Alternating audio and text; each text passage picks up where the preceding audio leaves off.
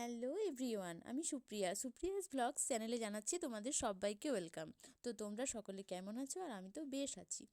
তো দেখো, আজকে যেহেতু আমার ইভিনিং ডিউটি, তো সেই জন্য সকালে এটা ঘুম থেকে উঠে পরেই মোটামুটি এখন বাজে তোমার 8টা এরকম হবে। তো ঘুম থেকে উঠেছিলাম, আজকে একটু লেটই হয়ে গেছিলো। উঠে পরেই আমার যা কাজ, ফার্স্টেই বেড টেড ঝেড়ে বিছানাপত্র তুলে এখন তো লেপ কম্বল এই সমস্ত কিছু হবেই, শীতকাল তো ওগুলোই ভাজিয়ে নিচ্ছি।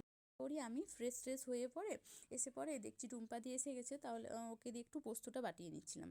তারপর আমি ম্যাগি বসিয়ে দিয়েছিলাম, কারণ মনে হলো আজকে একটু তাড়াতাড়ির মধ্যে কিছু হয় এরকমই কিছু একটা টিফিন করব, কারণ আমাকে আবার দুপুরের জন্য রান্না করতে হবে, কারণ এরপর তোমাদেরকে তো বললামই যে ইভিনিং ডিউটি আছে সেই জন্য। আর এদিকে দেখো টুম্পাদি হচ্ছে যে মশলাটা বেটে পড়ে, তারপর ওকে বললাম যে একটু জামা কাপড়গুলো ধুয়ে তাড়াতাড়ি করে মেলে দাও, নাহলে শুকোবে না ওগুলো। তারপরেই আমার মনে হলো যে হ্যাঁ, চাটা তো খাওয়া হয়নি আজকে, তো তারপর ওকে চা দিয়ে দিয়েছিলাম আর নিজেও চা খেয়ে নিচ্ছিলাম। আর এখানে দেখো বিস্কিটগুলো আমি তো ভুলেই গেছিলাম যে বিস্কিটগুলো আমার রাখাই আছে এনে পরে, আর ওগুলো রাখা হয়নি।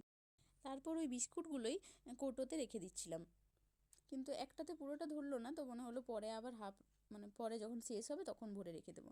আর এটা এখন যেটা দেখছো তোমরা, নিচে দেখতে পাচ্ছ একটা কালারফুল বেডশিট। তো এটা আমি চলে এসেছিলাম ডিউটিতে, তো ডিউটিরই এটা ভিডিও। তো বেশিক্ষণ ডিউটিতে তো ভিডিও করা যাবে না, এই ভিডিও ক্লিপটা নিয়েছিলাম একজন ডক্টর, তিনি আমাদেরকে ক্রিসমাসের জন্য কেক দিয়েছিল, তো ওইটারই ভিডিও করেছিলাম একটু। তো কেকটা কিন্তু হেভি টেস্টি ছিল খেতে। তো তারপর দেখো ডিউটি থেকে আসার পরে তোমরা দেখতেই পাচ্ছ 9টা বাজে, রাত 9টার মতো। এসে পরে আমি একটু ফার্স্টে ফ্রেশ হয়ে নিলাম, তারপরে ফ্রেশ হওয়ার পরে নাইট ক্রিমটা লাগিয়ে নিচ্ছিলাম। তারপরে এই যে চলে এসেছিলাম রান্নাঘরে। তো ভাবছিলাম যে তাড়াতাড়ির মধ্যে আর ভালো লাগছিল না, কী যে করব বুঝতে পারছিলাম না। তো মনে হলো যে ঠিক আছে, তাড়াতাড়ির মধ্যে কিছু একটা করি। এদিকে দুধটা বসিয়ে দিয়েছিলাম, আর ওদিকে তো দেখলে রুটি 3টে বানালাম। তো 3টের মতো হলো, অন্যদিন 2টোই হয়। রুটি বানানোর পরে যে জায়গাটা নোংরা হয় সেই জায়গাটা একটু পরিষ্কার করে নিচ্ছিলাম, ওই জায়গাটা ভালো করে ঝাড় দিয়ে নিচ্ছিলাম। আসলে কি বলো তো, যারা ওয়ার্কিং ওমেন হয় না, তাদেরকে ঘর বাইর দুটোই কিন্তু সমান তালে সামলাতে হয়, সেটা মানে নিজেকে দিয়ে আমি বুঝতে পারি। তো যাই হোক না কেন, তো দেখো এখানে ওই যে রুটিটাই রেখে নিচ্ছিলাম ভালো করে, আর জায়গাটা একটু গোছগাছ করে নিচ্ছিলাম, কারণ পরের দিন সকালবেলা আমাকেও ওই জায়গাটা মানে ওই জায়গাটাতে কাজ করতে হবে, নিজেরই অসুবিধা হবে।